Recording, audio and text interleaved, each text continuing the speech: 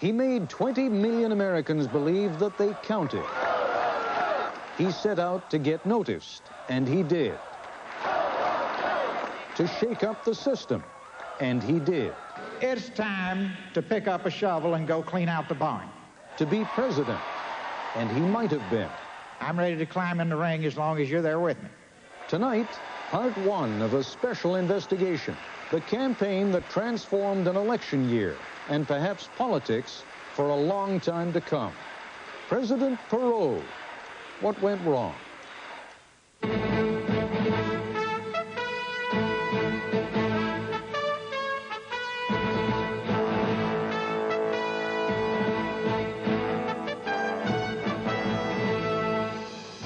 This is an ABC News Nightline investigation. Reporting from Washington, Ted Koppel. I talked to Ross Perot about appearing on this broadcast, told him what we were hoping to do, that we were trying to get a handle on his campaign, on why so many people hold so many different views on what happened and why, and what ultimately caused him to quit. There's not one chance in 1,000, said Mr. Perot, that you'll get it right. But you go do whatever you want to do. Bottom line, the man who knows the most about what he did and why doesn't want to talk about it. Not now, anyway. That is no small handicap. Indeed, no profile of the Perot campaign will ever be complete until the man at the center of it all shares his recollections of what happened. Only he knows what made him get into it and what made him get out of it. But even without Perot, there is a wealth of material out there. Television ads that never ran, an official video biography that was never shown, the volunteers for whom the campaign was almost a religious experience, and their culture clash with the white shirts, the lieutenants, the soldiers. That's what the volunteers called the disciplined young businessmen from Dallas from Perot's systems, who, without any political experience, were sent out to organize the campaign. And finally, of course, the political pros who were brought in to make the gigantic, chaotic enterprise work, but who were shunted to the sidelines almost from the time they were hired. I don't believe that Ross Perot, when he went on the Larry King show, had any idea that this was going to happen. I don't think he intended to be a presidential candidate. Now recognize you're listening to a guy that doesn't want to do this. But if you, the people, will, on your own... I think he was as surprised as everybody else was that millions of Americans took to the streets to get them signatures. Now, I don't want some apparatus built. I don't want 2 or 3 guys with big money around trying to do it. Never involved in any form of politics ever in my life. Can you give me a scenario? And I saw him on Larry King. And my husband and I both made the comment then, if this man truly runs, then we will vote for him. But was Perot truly running? On one level, if you listen carefully, he was merely promising to shake up the establishment. If you want to register me in 50 states, number one, I'll promise you this, between now and the convention, we'll get both parties' heads straight. Number two, I think I can promise you're going to see a world-class candidate on each side. And number three, by the convention, you might say, Christ, Ross, it's all taken care of. What everyone focused on, though, was what came next. On the other hand, we're set. And if you're not happy with what you see, and you want me to do it, then I don't want any money from anybody but you. And I don't want anything but $5 from you, because I can certainly pay for my own campaign. No ifs, ands, and buts. But I want you to have skin in the game. I want you to be in the ring. As soon as he got off the Larry King show, that network phone line went into gridlock. And then by the next day, people had gotten Mr. Perot's phone number in Dallas to his Perot systems, and his business totally shut down. They couldn't get a call out or in because there were so many phone calls. For a petition committee, how may I help you? So he had no choice but to create almost instantly a little mini phone bank that had about 20 phones. Among those who volunteered to man the phone bank, Norma Wagner. A lady had called in and she was trying to get the telephone number, and so it turned out they gave her the parole board. instead of Perot petition because people didn't know the name Perot then. That would change over the course of the next few weeks. Look out, George Bush. Here comes H. Ross Perot right here. Ross Perot sought and got free television time. Programs were as eager to have him on as he was to get the exposure. Perot, in March, was the political flavor of the month. All right. Step one, you have to do something that's very unusual in Washington. That is, you have to analyze the problem. Well, I'll do what I say I will do. Goebbels in World War II would envy the propaganda machine we have around the White House. If Ross were on some television program, we would be absolutely inundated with telephone calls. You can't imagine how many, I mean, you'd look down, that light was call waiting constantly. The Dallas phone bank was closed to the press most of the time, but this video was shot by a volunteer, Howard Mann, a lingerie salesman who became the self-appointed campaign videographer. There was a speed, there was a frenetic vibration. I mean, people were calling every minute. We had thousands of calls a minute. And then we picked up an 800 number with the Home Shopping Network. I think they lent us something like 1,000 phones, and they were gridlocked. I mean, so that the pace was totally chaotic. And to see them come in each day with a different Perot button and a different Perot hat, it looked like a convention. We had a convention in our headquarters every single day that people came in to work in the phone banks, and it really was wonderful. Excitement, total excitement. We had this man in the White House already. We had this man as our president. We had this man, he was walking on water as far as I was concerned. It was all building. The calls, the volunteers, the petition drives, working to get Perot on the ballot from New York to California. But even the most spontaneous of campaigns eventually requires some organization. And behind the scenes, Ross Perot, a man with a penchant for tight control, found himself riding a movement that was growing out of control. Even a campaign dedicated to politics as never before needed a structure. But who would run it and how? That part of the Perot campaign when we come back. This is ABC News Nightline, brought to you by Jeep Eagle.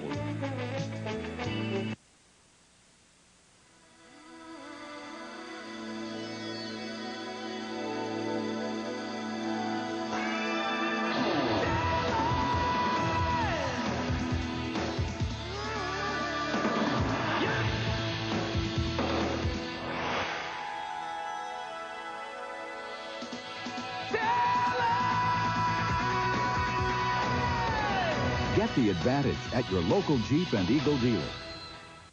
Weekend. No tie, no briefcase, just plastic.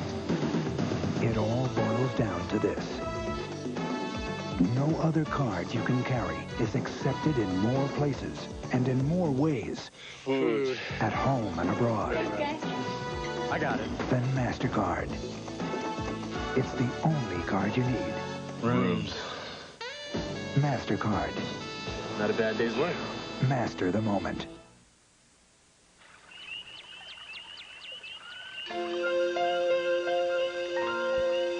The animals in the forest. If they could talk, what would they say? They might say, be careful with fire in the forest. Just like Smokey says, only you can prevent forest fires. Now Best Buy has all appliances on sale. Save loads on washers and dryers. Refrigerators and freezers are marked down low. Find hot savings on ranges and dishwashers. All appliances are on sale. Many at Best Buy's lowest prices ever. Like this deluxe white Westinghouse 22 cubic foot side-by-side refrigerator with through-the-door ice and water, 4 glass shelves, 4 door shelves, and see-through crispers. On sale for only $7.99. Every appliance is on sale now at Best Buy. Save big for back to school. Gulf Sand Factory Outlets. Hurry in. Save on T-shirts. Gulf Sand Factory Outlet. Short or tall. Big or small. Gulf Sand Factory Outlet. T-shirts, shorts, and much more. Gulf Sand Factory Outlets. This Saturday and Sunday only, save on selected hooded sweatshirts, shorts, and T-shirts during the back-to-school extravaganza at the Galt Sand Factory Outlet, 1120 33rd Avenue Southwest in Cedar Rapids.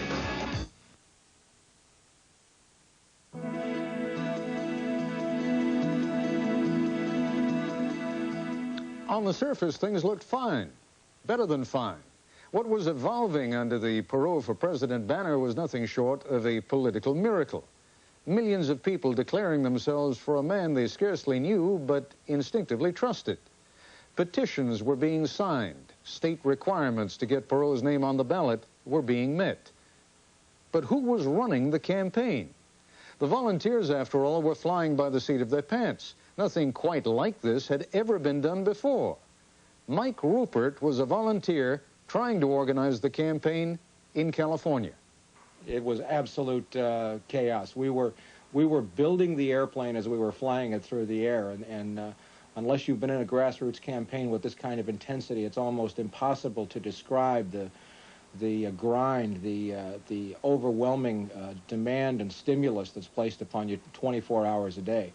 That could perhaps have been overcome some with some better structure, with some better leadership. As in any campaign like this that was really self-generated by the people themselves, you know, there was a share of charlatans and scam artists, and we had a couple of, I think at least one I can remember, convicted felon, and so some of these people had to kind of get weeded out of the organization. Back in Dallas, Perot recognized the need for imposing some control, but he was reluctant to turn things over to political professionals. That would have been politics as usual. He turned instead to some of the young men who worked in his company, Perot's Systems. They would become liaison between Dallas and people like Matthew Lifflander, who was chairman of New York's People for Perot. We used to jokingly refer to them as the lieutenants or the soldiers, because a number of these people were recruited from the military, and in some cases they came in and treated our volunteers as though they were employees or subordinates. They weren't. They were volunteers. I started getting some calls. I remember getting it from Oklahoma. That was the first one, and I didn't know how to handle it. They sort of pushed their way in front of the volunteers. And we were getting calls constantly that a lot of feelings were hurt. Their complaint was that this guy came in and it was almost Gestapo tactics. There was a Dallas-bred contempt and distrust of the volunteers. They wanted to micromanage them and manipulate them. On the day that we had set up for Perot to come here to Massachusetts on the Boston Common, big rally, a day or so before, his troops come in. His troops are, you know, young guys, white shirts, humorless, and wanted to take over. And, of course, our feelings were, you know, where the hell were you when the piece of paper was blank and you're not taking over? So they got up on the stage and started taking our people off the stage, people who had worked to get him signatures for months and months. I mean, and then they're putting up people we had never seen before, which made us a little unhappy. Well, I shouldn't say that. It made us very unhappy. Jim Squires, an old newspaper hand who joined Perot in Dallas to help handle press matters, concedes that there was a culture clash. Those problems were problems of incompetence, not Nazi attitudes. They didn't know what to do. These are really young people who had not been around politics. If this was a bottoms-up movement, what we had was some serious blockage around the navel and the throat, and that seemed to be getting in the way of us getting information to Ross Perot. Ladies and gentlemen, the next President of the United States. But the public Perot phenomenon overshadowed any of the discontent that was roiling beneath the surface. By the end of April, Perot was clearly a serious contender for the presidency. The paradox was that the grassroots movement had been so successful that it had grown beyond its own capacity to handle itself.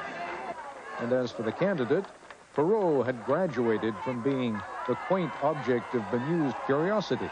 This was a man who could topple an incumbent president. Such men earn a different kind of attention. White House spokesman Marlin Fitzwater said Perot was a dangerous and destructive personality. People may soon ask, what kind of a monster are we buying here? The whole idea of Inspector Perot, someone who goes around looking at people's private lives and who hires private detectives and who has a penchant for prying into the personal matters of other people and then using that to some advantage down the road. That was the very first question raised about Perot's character. And in my view, one of the really unfair mischaracterizations of the man, because I don't think that's what he's about at all. Again, on the surface at least, there was no impact. The public didn't know how disorganized the campaign was and didn't seem affected by the unfavorable stories about Perot. Perot's rallies were enthusiastic. Between May 12th and 23rd, Perot's name was placed on the ballot in Delaware, Maine, Kentucky, and Wyoming. May 27th, Florida and Perot's home state of Texas put him on the ballot. But organizationally, behind the scenes, the campaign was floundering. Those inside the campaign didn't know who was running the show. Well, that was kind of the $64,000 question, actually. Ginny Fitzgerald was hired around the end of May to help organize events in the field. Your direct boss was? I don't know. Staff meetings every day? Nope. Regular briefings? Nope. What was the organization? Well, we get back to that $64,000 question. It was in that context and around that time, the end of May, that Perot's two closest aides, Tom Luce and Mort Meyerson, began looking for help, professional help. The very kind of people that Ross Perot had publicly said had no place in his campaign. When we come back, Perot and the pros. Hey, there's a really big Dollar Day sale going on right now at Ace. Yep, $1 buys any one of these Ace Best Buys. Over 2 dozen for just $1 a piece. Look for Ace really big Dollar Day circulars and come in today. Hey, Ace is the place. Can you relate to good looks? Can you relate to anti-lock brakes and a driver's side airbag? How about a new engine with variable valve timing? The new Civic EX sedan from Honda. A luxury car you can relate to.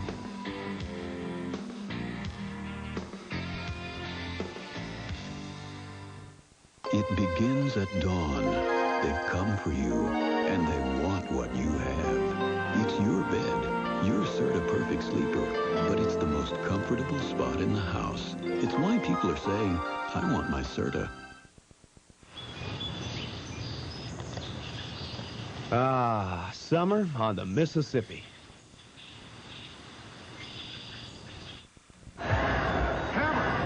Last night, Russ Beeler, owner of Lake Edna KFC, opened Hammer's eyes to new popcorn chicken.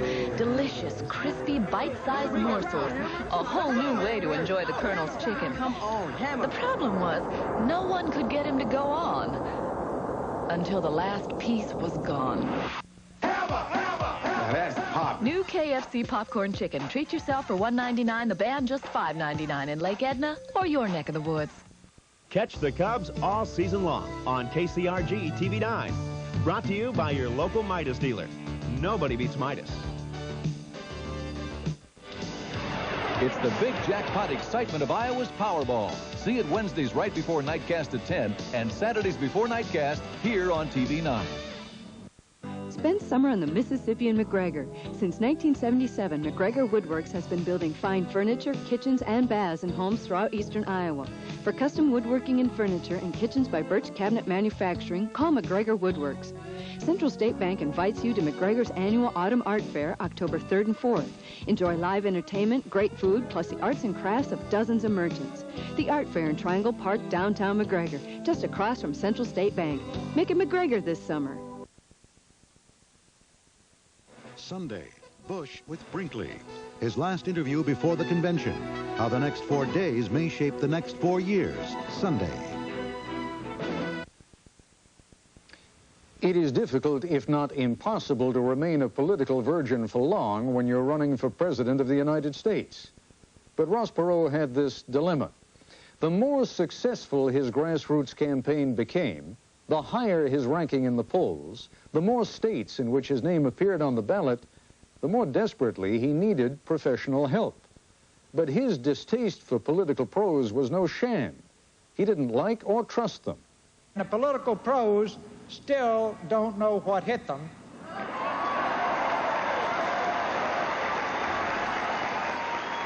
If you don't have the stomach for it, then let's not try. But if we don't do it, we're not going to leave our children the kind of country our parents left us. It's that simple. But what the men closest to Perot, Meyerson, Luce, and Squires, had come to realize was that if this campaign was to be more than just a magnificent gesture, if Perot really